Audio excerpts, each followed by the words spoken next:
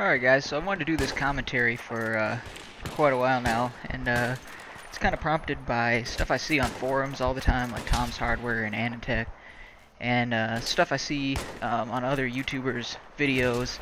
I don't want to mention any names really, but just other popular like Battlefield 3, maybe some Black Ops 2 or whatever YouTubers. And the question I see come up all the time is, like, what mouse should I get? I guess peripherals in general, but specifically, what mouse should I get? What's the best mouse? What's the best gaming mouse? How much should I spend on a mouse? Like questions like this.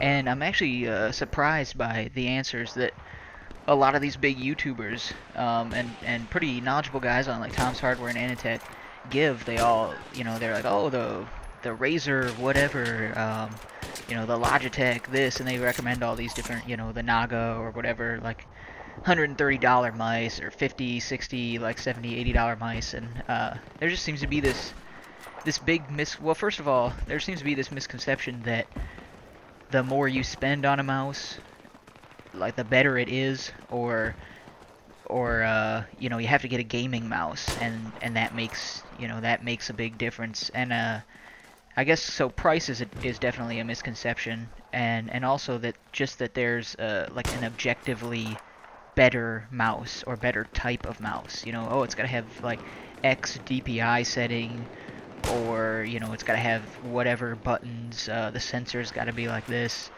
and just the fact that it blows me away to see people recommending like an overall best mouse. Like what I always say when I see those questions is, go try some mice out. Like maybe you have friends that are gamers, or maybe you can go to the store and at the very least go to Best Buy or a Micro Center or whatever, and they have mice laying out, and get a feel for what feels best for you. Because I mean, there are, I would say, three primary differences in mice.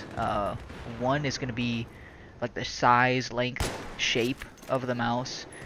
Two is going to be the sensor, like what kind it is and how it senses, like whether it's laser or optical, and how good it is, whether there's jitter or other things like that, problems with the sensor.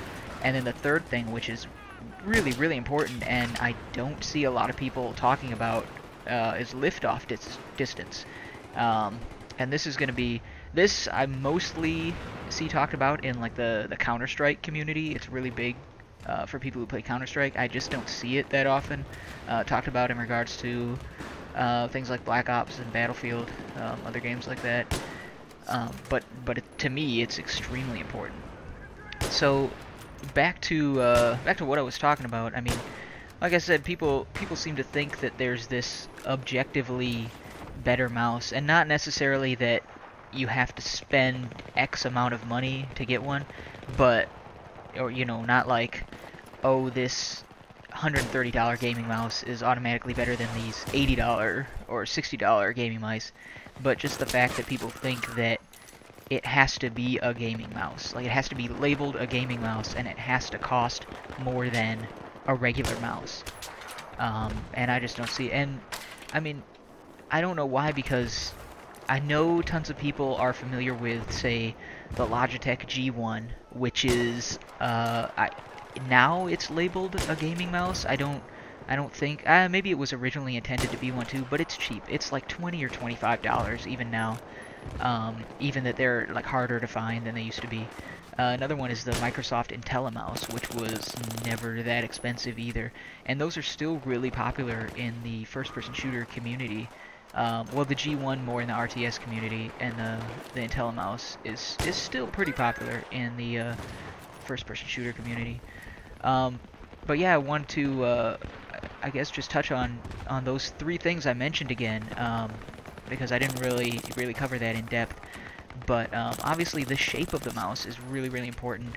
For me, I like a small to mid-size claw grip type mouse that I guess is more ambidextrous. I don't really like funky designs with like I don't even know how to say, like, where it's carved in for your thumb on the right or left side, or with these different like thumb and finger holds. I don't really like that when it's I like a symmetrical mouse. I like it to be the same shape on either side. So that's just that's just one example of shape. You know, obviously for guys who have bigger hands, most of the time they like the bigger mice, like the what is it, the G9, the MX 518 or whatever Logitech mice. But then, like I said, there's claw grip and there's palm grip, so there's differences there. Obviously, how you hold the mouse and the size of your hand is going to make a huge difference in the type of mouse you buy. And you might not find the type of mouse that fits you best in the gaming category. Like, you might have to go outside of that to get it. And then the other thing, of course, I mentioned, or one of the other things I mentioned was the sensor, laser versus optical, and what surface you're using, things like that. You know, lasers track better on more surfaces than optical mice usually do. And laser mice generally have a much higher liftoff distance, so that could be an issue. Definitely if you're a low sensitivity gamer like me, I use incredibly low sensitivity on Battlefield 3. It's like 0.061 something. And I've seen other people throw around numbers like 0.4, blah blah blah. I mean, that's way, way higher than I have. So obviously, some liftoff distance isn't going to be important to people who don't pick their mice up nearly as much. I mean, for me to turn around like 180 degrees is going to take like 5 or 6 swipes across my desk with the mouse. So yeah, I guess I covered liftoff distance too. Those are just things that, to meet all those criteria, I mean, the mouse that, the biggest takeaway for this is there's no best mouse or better mouse or anything like that. It's just, like, objectively for everyone, it's just what you play best with.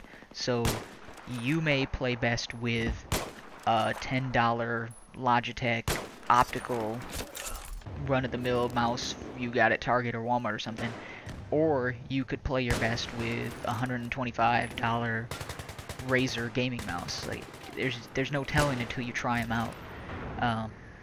For instance, this gameplay that I'm showing you guys here is all played with my mouse, which is an HP 3-button optical USB piece of garbage, like $7.99 mouse from Walmart I got like 6 years ago.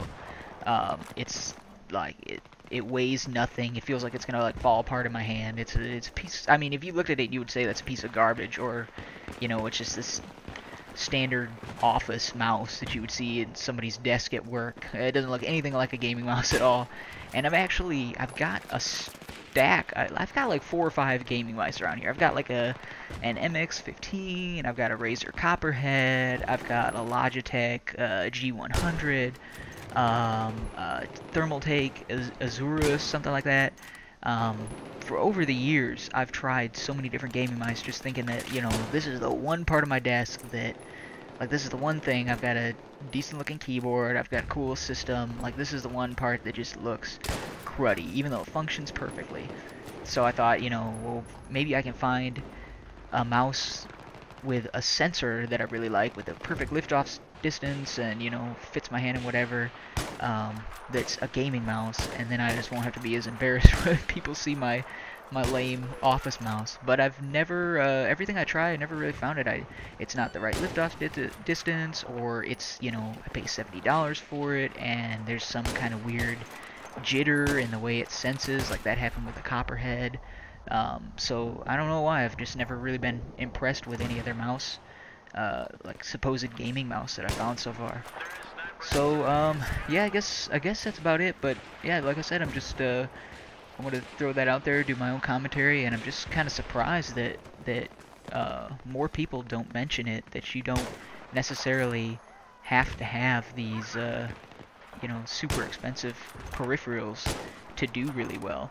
And I mean, what it all really comes down to, like I said, what's best for you, whether you're good at these games or not, whether you're, you know, especially first-person shooters, they're Twitch-based games, whether you're good at it or not is not based on the hardware you use. Well, I mean, not PC hardware. Obviously, PC hardware can have a big difference in, you know, how many frames per second you get, but like mice and keyboards and stuff like that, it's not based on that. It's based on your hand-eye coordination. I mean, hands down, you either have it or you don't. You're not gonna get better hand-eye coordination magically when you buy a $120 mouse, you're still going to get your butt kicked by somebody with an $8 mouse that has better hand-eye coordination than you. It does nothing better than any other mouse. It just does things in a different way, and that's either going to work for you or it's not. Beyond that, you gotta have the natural God-given talent, that hand-eye coordination, and practice. So yeah, I guess that's my real wrap-up there. I hope you guys enjoy the commentary and enjoy the gameplay, and I'll see you around on the battlefield.